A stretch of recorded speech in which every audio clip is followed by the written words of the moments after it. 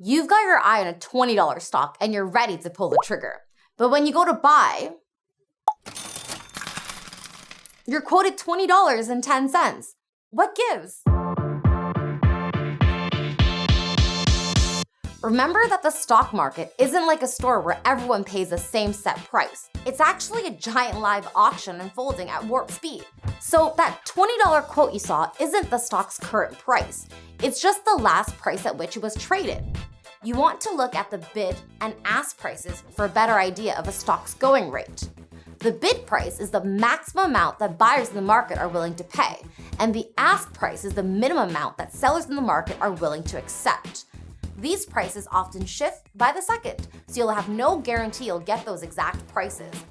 If you place what's called a market order, you'll buy at the lowest ask price or sell at the highest bid price available at that moment. But if you have a specific price in mind, you can use a limit order instead. It will ensure your order is only filled at the requested price or better.